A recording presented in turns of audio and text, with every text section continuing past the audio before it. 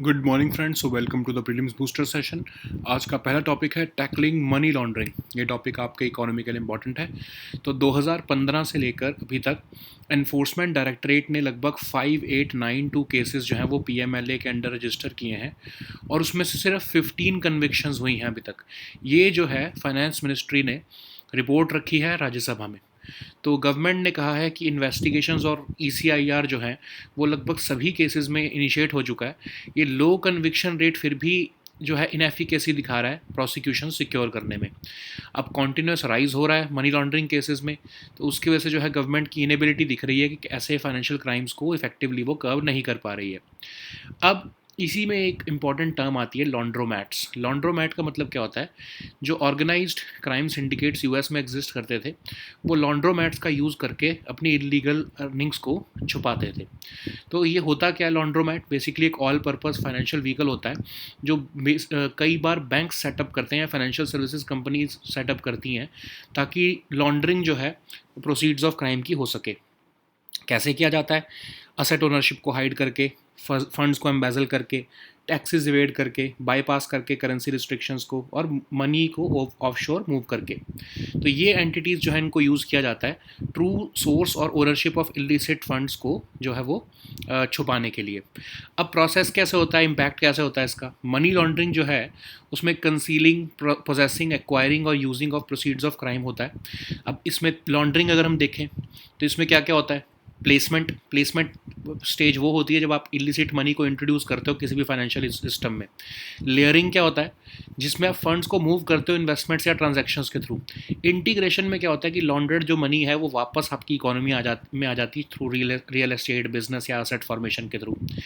अब जो money laundering है ये आपके मॉनेटरी स्टेबिलिटी को, इन्फ्लेशन को डिसरप्ट करती है, इन्फ्लेशन फ्यूल करती है और ट्रेड को भी डिस्टॉर्ट कर सकती है। ठीक है, ये एफएटीएफ का कहना है। अब इंडिया ने उससे डील करने के लिए पीएमएलए इनेक्ट किया। यूएन के जो political declaration global programme of action 1990 को मद्देनज़र रखते हुए इंडिया ने मनी लॉन्ड्रिंग को प्रिवेंट करने के लिए पीएमएलए इंट्रोड्यूस किया था। अब ये जो बर्डन ऑफ प्रूफ है ये अक्यूज के ऊपर शिफ्ट कर देता है पीएमएलए एक्ट। अब इसी के अंदर ईसीआईआर जो है वो सफिशेंट होती है कि प्रोसीडिंग्स इनिशिएट हो सके।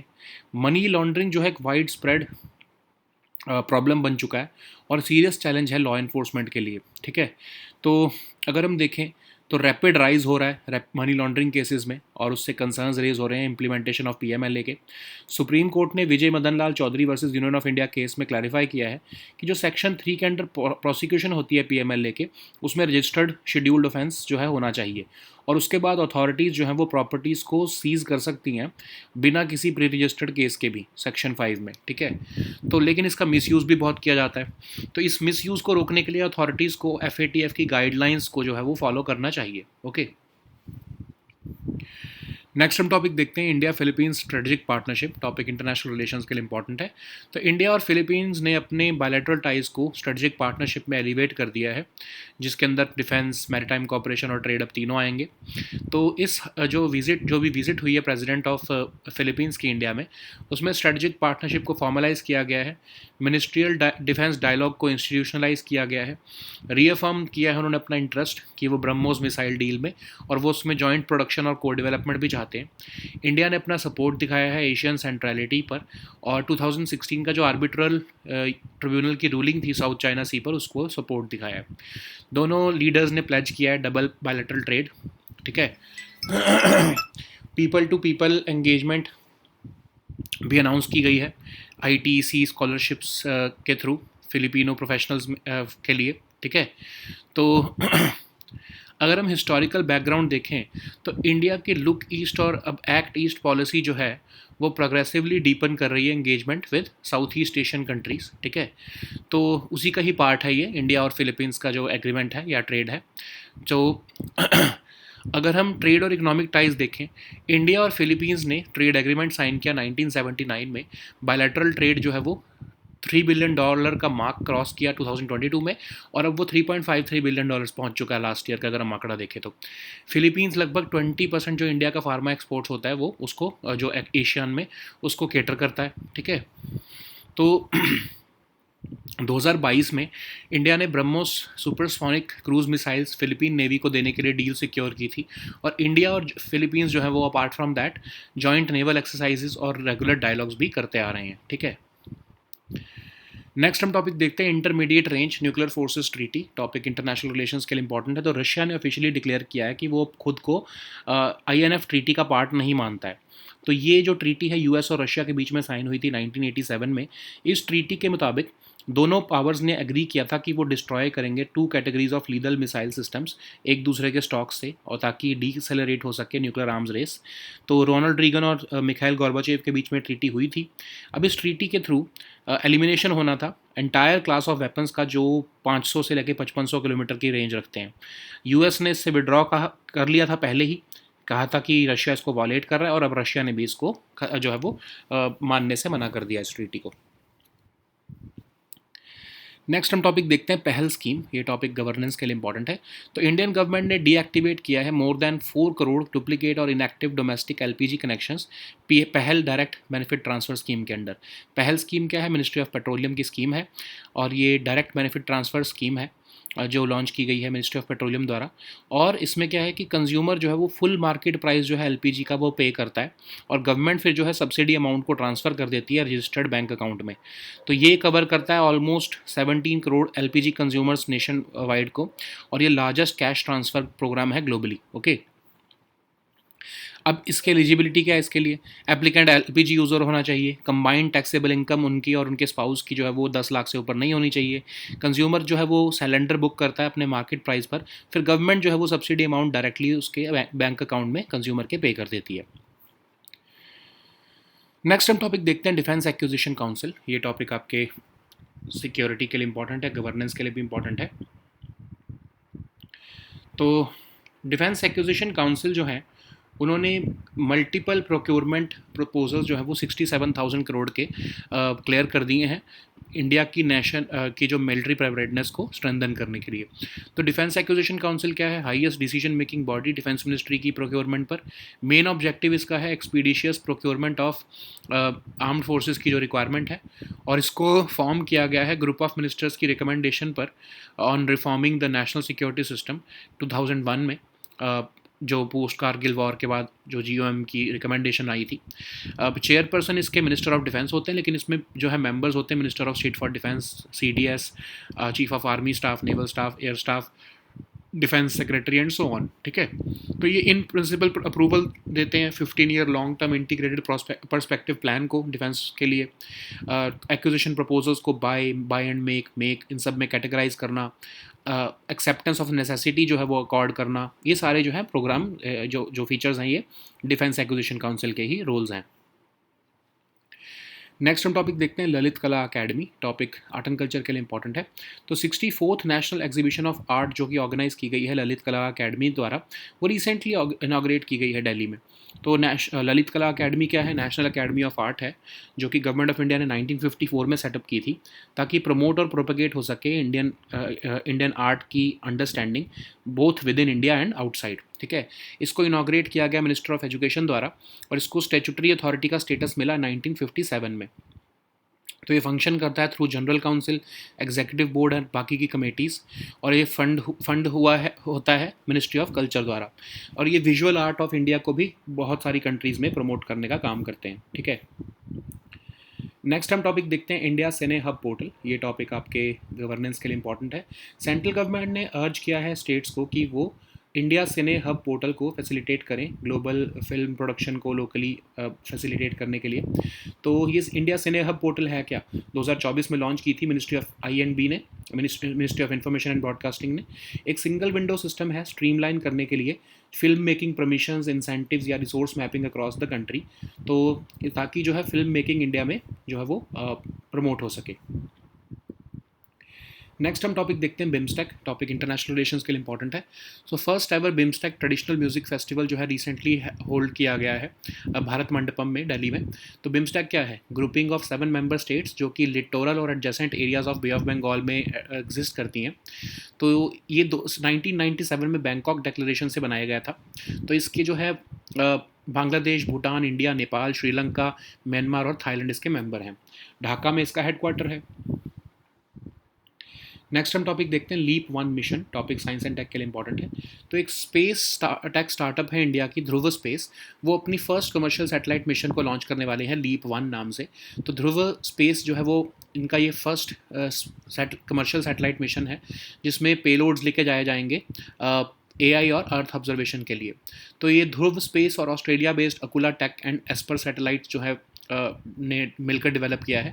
अब इसमें 2 डिस्टिंक्ट पेलोड्स होंगे, नेक्सस 1 जो कि एडवांस्ड आर्टिफिशियल इंटेलिजेंस मॉड्यूल है, ऐसे ही एस्पर सैटेलाइट जो है वो cutting edge hyper spectral imager हैं बेसिकली अर्थ ऑब्जर्वेशन डेटा के लिए। तो ये जो है पेलोड ये एनहेंस करेगा कैपेबिलिटीज़ अक्रॉस मैनी एप्लीकेशंस जैसे कि defence, disaster response, agriculture, mining और environmental monitoring. So now let us see all these topics in English. So the first topic is tackling money laundering. This topic is important for your governance section and economy also. So since 2015, Enforcement Directorate has taken up 5,800 plus cases under the PMLA, but only 15 convictions have been secured so far, according to a report presented by the finance minister in the Rajya Sabha. Okay, while the government has asserted that investigations and enforcement case information reports have been initiated in almost all cases, the low conviction rate highlights the inefficacy in securing prosecutions. Additionally, there has been continuous rise in money laundering cases, which suggests government's inability to effectively curb such financial crimes. So this money laundering this term has come from the term laundromats. So what is this term laundromat? Laundromat originated from organized crime syndicates in the US, which used laundromats as fronts to disguise their illegal earnings.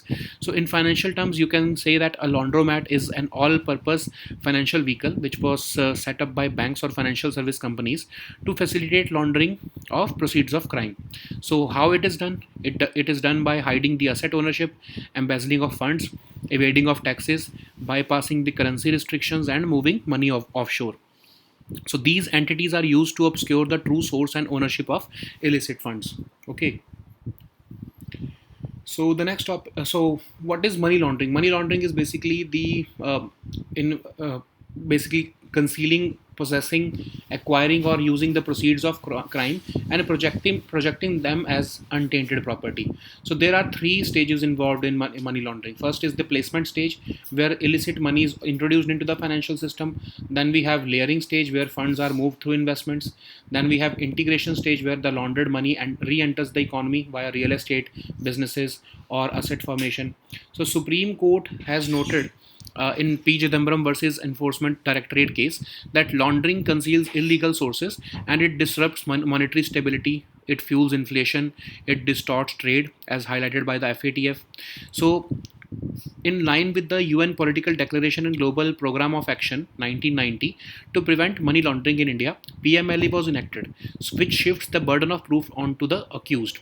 So additionally, and ECIR is sufficient to initiate proceedings without the necessity of an FIR. So, however, despite the stringent provisions of the PMLA Act, money laundering remains widespread, which poses a serious challenge to law enforcement. So there has been rapid rise in money laundering cases, which raises concerns about the implementation of PMLA. Supreme Court in Vijay Madan Lal Chaudhary versus Union of India case had clarified that while prosecution under Section 3 requires a registered scheduled offence, authorities can attach properties under Section 5 without a pre-registered case, which also gives, of course, this loophole also gives the opportunity to exploit this particular loophole. Okay, so to curb such misuse, authorities must adhere to the FATF guidelines and handle cases with greater diligence and transparency. So the next topic is India-Philippines strategic partnership. This topic is important for your international relations. So India and Philippines have elevated their bilateral ties to a strategic partnership during President of Philippines visit to India, focusing on defense, maritime cooperation and trade.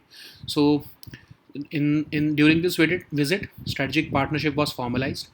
The ministerial defense dialogue was institutionalized. Both sides reaffirmed their interest in expanding the BrahMos missile deal and even exploring joint production and co-development.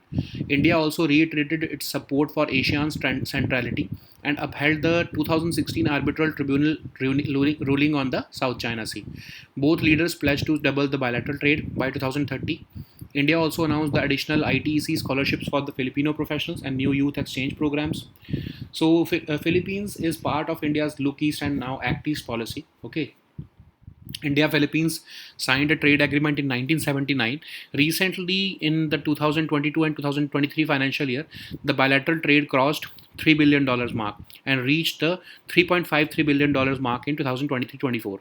Philippines accounts for about 20% of Indian pharma exports to ASEAN. In 2022, India secured a landmark $375 million deal to supply BrahMos supersonic cruise missiles to the Philippine Navy, and India and Philippines have also held joint naval exercises and regular dialogue on maritime security, defense logistics, and military training. The next topic is Intermediate Range Nuclear Forces Treaty. This topic is important for your international relations. So, Russia has officially declared that it is no longer considering itself bound by the INF Treaty. This INF Treaty was signed between the US and Russia in 1987. Under this treaty, both powers agreed to destroy the two categories of lethal missile systems from their own stocks as a means to decelerate the nuclear arms race. So, it was signed between Ronald Reagan and Mikhail Gorbachev, and the treaty led to the elimination of an entire class of weapons, ground launched missiles, with a range of 500 to 5,500 kilometers. The US had already withdrawn from this treaty last time, okay, and now Russia has also withdrawn from this treaty. So the next topic is PEHEL scheme. This topic is important for your governance section. Indian government has deactivated more than 4 crore duplicate or inactive domestic LPG connections under the PEHEL direct benefit transfer scheme. So PEHEL scheme was launched by Ministry of Petroleum and Natural Gas, and it is India's direct benefit transfer system for LPG subsidies. So the consumer pays full market price for LPG, and the government then transfer the subsidy amount to the registered bank account. It covers over 17 crore LPG consumers nationwide, making it the largest cash transfer program globally. Okay. So what is the eligibility criteria for this? So the applicant must be an LPG user. The combined taxable income of the applicant and their spouse should not exceed 10 lakh in the previous financial year. The consumer books a gas cylinder at the market price, then the government credits the subsidy amount directly into the linked bank account of the consumer. Okay, that's how it works. So the next topic is Defense Acquisition Council. This topic is important for your security and governance section. Defense Acquisition Council has recently sanctioned multiple procurement proposals worth 67,000 crore to strengthen the military preparedness of our country. So Defense Acquisition Council is the highest decision-making body of Defense Ministry on procurement. The main objective of this DAC is to ensure expeditious procurement of approved requirements of the armed forces. So it was formed after the GOM recommendation on reforming the national security system in 2001 after the Kargil war. So Minister of Defense is of course the chairperson of this council, with the other members including Minister of State for Defense, CDS, Chief of Army Staff, Navy Staff, Naval Staff, Air Staff, Defense Secretary, and so on. So it gives in principle approval for 15-year long-term integrated perspective plan on defense forces. It also accords acceptance of necessity to acquisition proposals. It categorizes the acquisition proposals relating to buy and make, okay, and look into other issues as well. So the next topic is Lalit Kala Academy. This topic is important for your art and culture section. So 64th National Exhibition of Art organized by the Lalit Kala Academy was recently inaugurated in New Delhi with a grand ceremony. So Lalit Kala Academy was set up by Government of India as an autonomous body in 1954 to promote and propagate understanding of Indian art in and outside the country. It was inaugurated by the then Minister of Education, and it was given the status of statutory authority in 1957. So it functions through the General Council, Executive Board and committees. It is funded by the Ministry of Culture. It promotes the visual art of India in various countries of the world through cultural agreements and cultural exchange programs. Okay. So the next topic is India Cine Hub portal. This topic is important for our governance section. Recently, central government has urged the states to use India Cine Hub portal to facilitate global film production locally. So this was launched in 2024. And it is a single window system streamlining the filmmaking permissions, incentives and resource mapping across the country. It was set up by the Ministry of Information and Broadcasting in the National Film Development Corporation. Okay, so it's a single window facilitation and clearance mechanism which eases filming in India. So the next topic is BIMSTEC. This topic is important for your international relations. So the first ever BIMSTEC traditional musical festival was recently held at Bharat Mandapam in New Delhi. So BIMSTEC is a group of 7 member states lying in the littoral and adjacent areas of Bay of Bengal. This organization came into existence in 1997 through the Bangkok Declaration. Its headquarters is, or its permanent secretariat is located in Dhaka, that is in Bangladesh. So its members include Bangladesh, Bhutan, India, Nepal, Sri Lanka, Myanmar, and Thailand. So the next topic is Leap One mission. This topic is important for your science and tech section. So a budding space tech startup, Dhruva Space from India, is set to launch its first commercial satellite mission called Leap One. So Leap One mission is the first commercial satellite mission which is carrying payloads for AI and Earth observation. It is developed by the Dhruva Space and Australia-based Akula Tech and Esper satellites. So this mission carries two distinct payloads: Nexus One, which features an advanced artificial intelligence module, then Esper Satellites OTR-2 mission, which is equipped with cutting-edge hyperspectral imager, which delivers spectrally rich Earth observation data through their Earth Tones API. So this payload infusion enhances capabilities across applications including defense, disaster response, agriculture, mining, and environmental monitoring. Okay. So these were our topics for today. We'll meet next time with new topics. Until then, goodbye and take care.